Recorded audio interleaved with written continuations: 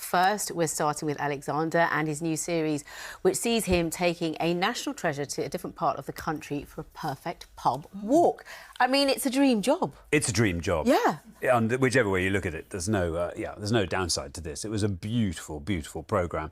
And as you say, it's exactly what, as you describe it. Each guest, we have 3 days of walks. They all finish up in the pub. It's the perfect... one thing rewards the other. Yeah. You know, you can go to the pub and just, you know you have earned your pint at the end of it.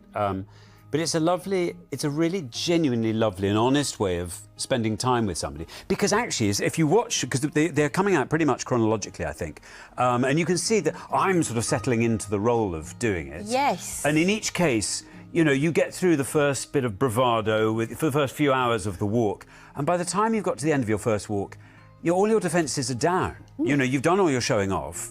You've just got to, get to deal with the person who's there. Yeah. And it's really lovely, and it was so gentle. And, you know, I became great friends with all 4 of my guests, and I just loved it. It's a very lovely process. Walking is a terrific thing to do. I always tell people, if you've got writer's block or you've got anything like that you have to work through, for goodness sake, go for a walk, because you've got a kind of machine in your feet that just keeps the... Well, it disarms them. And we watched the first one with James May, and I did tell you, I cried twice because he just lets his guard down. And so do you as well. It's interesting to see you in that role as well. And I was really moved. Well, it's lovely because you get rid of all the flim-flam quite early on. So you actually there you are. quite... well, there we are. And we filmed in beautiful places, which we have. That's some very inept den building there from me.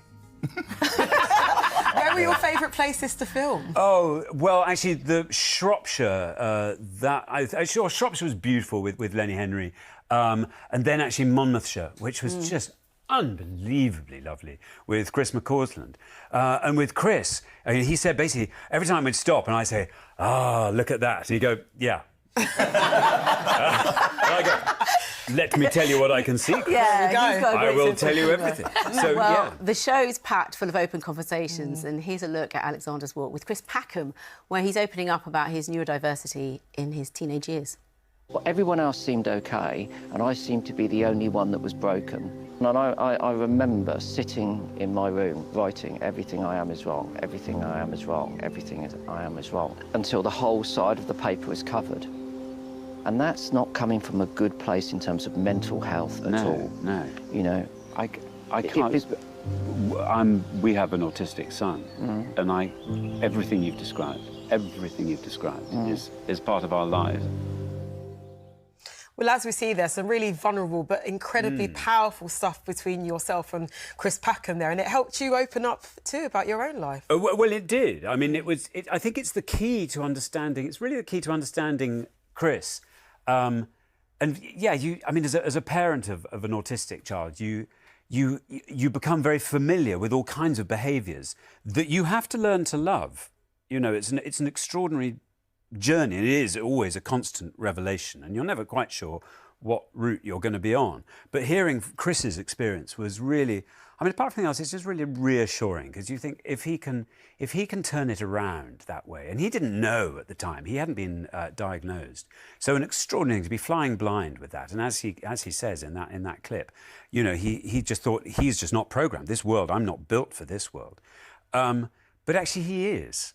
And he copes extraordinarily. And we really, I don't know, we had some really lovely conversations. And it was great just to understand where he comes from. He can't relax. This is an interesting thing, you know, and he hates the idea of relaxation, the R word. He said, oh, no, I don't want to do that. Right. And I say, so how do you let go? He said, well, I never let go. I hate letting go. I have to, if I go for a walk, I have to decide to think about only one thing. Otherwise, everything else is just going to stress me out.